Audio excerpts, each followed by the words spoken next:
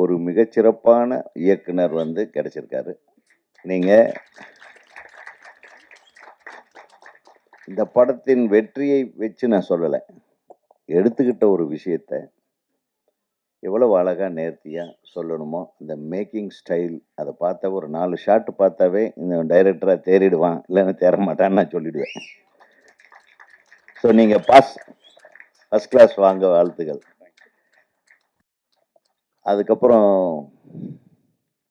Music director, you have done a wonderful job. உண்மையிலுமே ஒரு 15-20 வருஷத்துக்கு முன்னாடி கேட்குற அந்த மியூசிக்கோட இன்வால்வ்மெண்ட் அந்த டியூன்ஸில் இருந்தது. அது நல்ல இயற்கையாகவே அந்த லிரிக்ஸ் நல்ல, தம்பி நீ லிரிக் ரைட்டராகவே இருக்க வேண்டாம், பாடலாசிரியர்னு சொல்கிறவெல்லாம் பாட்டு எழுத முடியாது. எமோஷனை ஃபீல் பண்ணுறவன் கொடுக்குற வார்த்தைகள் தான் பாட்டாகணும். நான் அப்படிதான், கண்ணு வலது கண்ணு தானா துடிச்சதுன்னா ஏதோ நடக்கும்னு பேச்சுன்னு எங்கள் அம்மா தான் சொல்லுவாங்க. டேய் வலது கண்ணு துடிக்குதுரா, நீ கொஞ்சம் இன்னைக்கு விளையாட போகாதேன்னு போவேன். எங்காச்சும் முட்டியில் அடி வாங்கிட்டு வருவேன். இதெல்லாம் வந்து உண்மையா பொய்யா அதெல்லாம் கிடையாது, பட் அது நடக்கும் பாருங்களேன். ஸோ நம்ம எமோஷனலாக நம்ம வாழ்வியலில் நம்ம நடக்கிற விஷயங்களை உணர்ந்து அதை வெளிப்படுத்துகிற விதம் இருக்கு பாருங்க, அதுக்கு சரிசமமாக ஒரு டியூன் கிடைச்சிருக்கு. அந்த டியூனில் அந்த வார்த்தைகளை வெளிப்படுத்த முடியுது, உணர்வுகளை வெளிப்படுத்த முடியுதுன்றது தான் it's a combination of lyric writer and music director. இப்போ முதல்ல சொல்லுவாங்க, நிறைய இளையராஜா சார் கூட நமக்கு நிறைய சிங்கில், இளையராஜா கூட எல்லாருமே சிங்க் பண்ணிக்கலாம், பட் உணர்வு பூர்வமான விஷயங்களை சொல்லக்கூடியவங்க சீக்கிரம் சிங்க் ஆயிடுவாங்க. எழுத்து கூட்டி எழுதுறவனும் கவிதை எழுதிடலாம், கவிதைக்காக பாட்டு எழுதுறவனுங்களும் உண்டு, கதைக்காகவும் இந்த எமோஷனுக்காகவும் என்னைக்குமே நிரந்தரமா இருக்கணுன்றதுக்காகவும் எழுதின கண்ணதாசன் மாதிரி பாட்டு எழுதுறவங்களும் உண்டு. ஸோ இது பாட்டு எழுதுறதுன்ற பெரிய பிரம்ம பிரயத்தனம் கிடையாது. நான் கவிஞன், நான் அப்பேற்பட்ட கவிஞன், இந்த மாதிரி லொல்லு பண்றவங்களெல்லாம் ஏத்துக்கவே வேண்டாம். நான் அதுக்காக தான் இந்த கவிஞர்கள் பின்னாடியே போகல, நானே பாட்டு எழுத ஆரம்பிச்சேன். ஏன்னா நம்ம உணர்வுகளை நம்மளை விட எவனும் நல்லா சொல்ல முடியாது. ஒரு டைரக்டரை விட ஒரு கவிஞன் பெரிய ஆளே கிடையாது, எப்பேற்பட்ட கவிஞனாக இருக்கட்டும். நான் சொல்ற ஒரு சிச்சுவேஷனுக்கு நான் வேகமா எழுதுற அளவுக்கு, நான் ஆழமா எழுதுற அளவுக்கு அந்த கவிஞனால் எழுத முடியாதுன்றதை இன்னைக்கு வரையில என்னுடைய படத்தின் பாடல்களின் வெற்றிக்கார். அது வந்து ஏன் இப்ப சொல்றேன்னா, என் தம்பி உசுப்பேத்தி விட்டான். நான் கவிஞன் என்று சொல்வதை விட யதார்த்தமான வாழ்விலே சொல்லக்கூடிய ஒரு சாதாரண வார்த்தையாளன், அவ்வளவு வேணா சொல்லிக்கலாம். அந்த வார்த்தைகளுக்கு மெட்டு போட்ட பாட்டு. அதாவது என்னுடைய தம்பி சுப்பிரமணிய சிவா சொன்னாரு, கொஞ்ச நாளாவே காதல் படங்கள் வர்றதில்லைன்னு. ஒரு 4-5 பேர் வந்தானுங்க, வேற வேற விஷயத்தை கையில் எடுத்துட்டு வெட்டு குத்து ரத்தம்னு சொல்லி ரத்த கிளறி ஆயிட்டு இன்னைக்கு ஒரு 4-5 தம்பிக்கு வந்திருக்கானுங்க. நான் தான் சொன்னனே, அது என்னது, ராக்கெட் லான்ச்சர்களை கையில் எடுத்துட்டானுங்க. இன்னும் சில பேர் கஞ்சா பொட்டலத்தோட வந்தானுங்க, அதை வச்சு படம் இருக்காங்க. எங்க போய் வாழ்வியலை சொல்றதுக்கு படம்? ஒன்னா மனதை மயக்கக்கூடிய படங்கள் இருக்கணும், உறவை வளர்க்கக்கூடிய படங்கள் இருக்கணும், காதலை புன்முறுவலோட ரசிக்கக்கூடிய படங்கள் இருக்கணும். இல்லைன்னா மனசை விட்டு நம்ம மிர்ச்சி சிவா, அவன் வந்தாலே சிரிப்பு தான். மனிதர்களை வளப்படுத்துவது நலப்படுத்துவது, இவர் நலப்படுத்துற விஷயத்த செஞ்சிட்டு இருக்காரு. இவன் படம் 4 படம் பார்த்தா மருந்தெல்லாம் சாப்பிட வேண்டியதில்லை, பிபி இறங்கிடும், சுகர் லெவல் கரெக்ட் ஆகிடும். அதுதான் மிர்ச்சி சிவா. ஆனானப்பட்ட சீரியஸ் பிலிம் மேக்கரையே காமெடி பிலிம் மேக்கர் ஆக்குன ஒரே பெருமைக்குரிய நடிகன் நம்ம தம்பி ராம.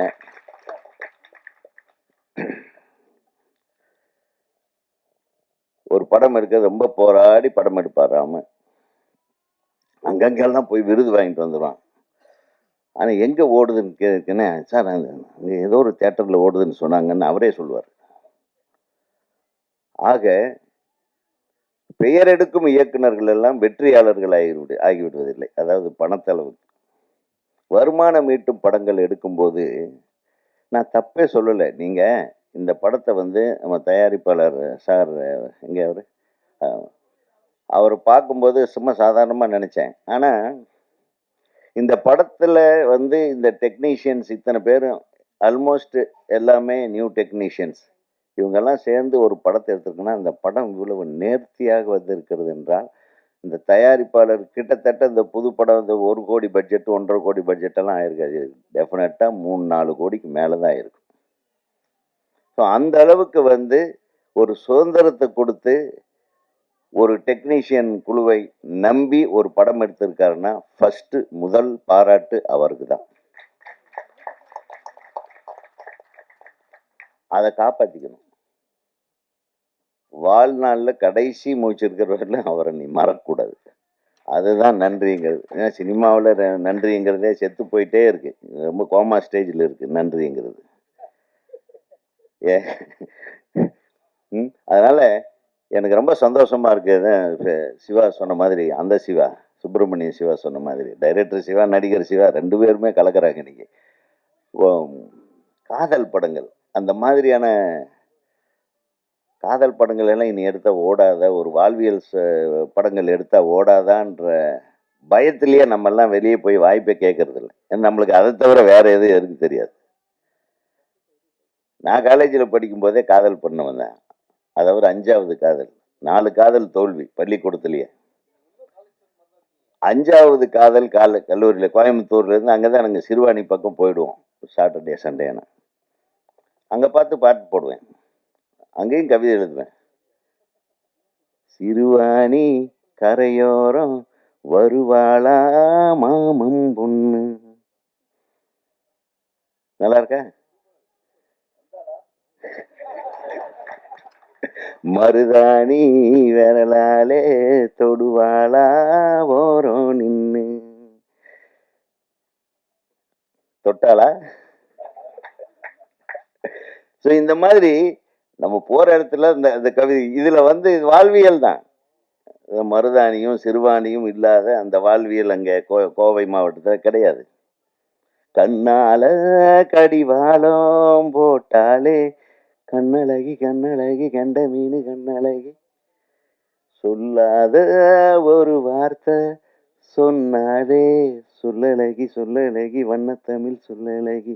இப்படி எல்லாம் நான் அந்த காலத்திலேயே எழுதினேன். எப்போ? 1976.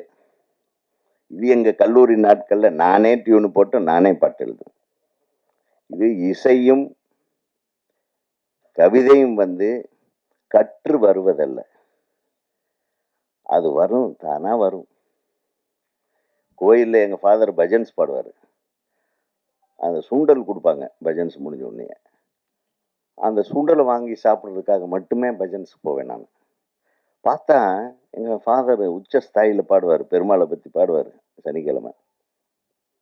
ஜே ஜே விட்டலா பாண்டுரங்க விட்டலா அந்த மாதிரி பாட்டெல்லாம் பாடும்போது உணர்ச்சி பிரவாகத்தில் எல்லாரும் அந்த தாளம் தட்டிட்டு அதை பார்க்கும்போது இப்ப இவ்வளவு ரசிகர்களா எங்க அப்பாவுக்கு, நானும் இந்த மாதிரி ஒரு ஆளாகணும், அப்படி ஒரு ஆசை வந்ததுதான். எனக்கு எங்க அப்பன் தான் குரு. இன்னைக்கு நான் ஜெயிச்சுங்க நிக்கிறேன்னா இத்தனை பேர்த்துக்கு முன்னாடி ஒரு இடம் நீங்க கொடுத்து நான் உங்க கூட பேசுறேன்னு அதுக்கு காரணம் என் தந்தை தான். ஆக எங்க வாழ்வியல் ஸ்டார்ட் ஆகுது பாருங்க.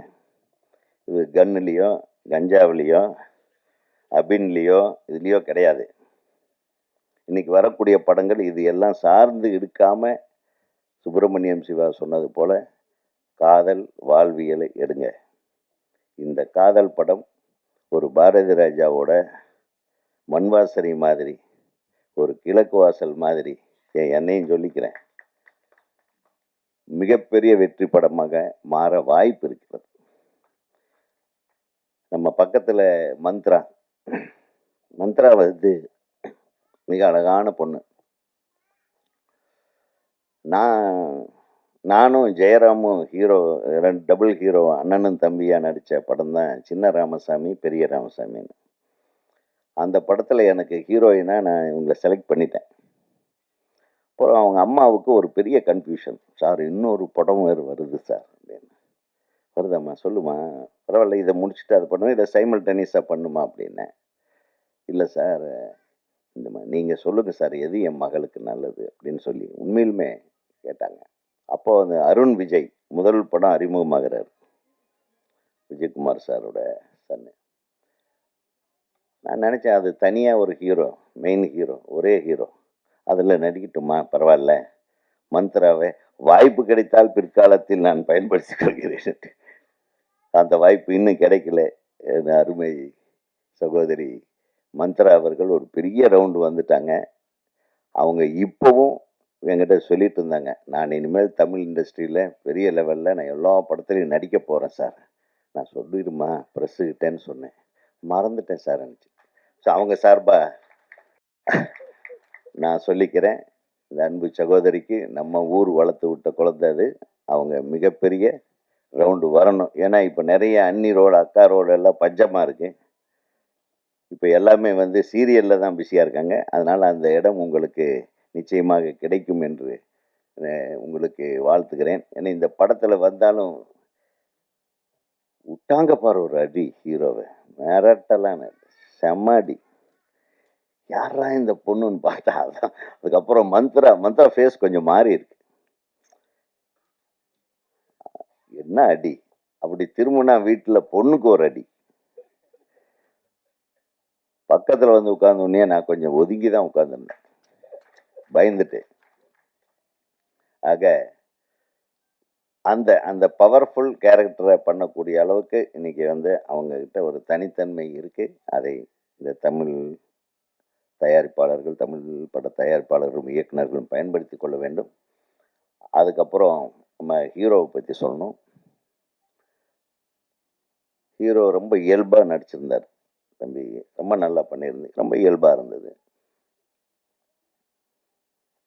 எல்லாரும் சொன்னாங்க நீங்கள் லண்டனில் அங்கே இங்கெல்லாம் சுற்றிட்டு இருக்கீங்களா, பிஸ்னஸ் பண்ணுறீங்களா? யூகேவா? ஓகே. பிறந்து வளர்ந்த ஊர் யூகே. இவர் தமிழியன்.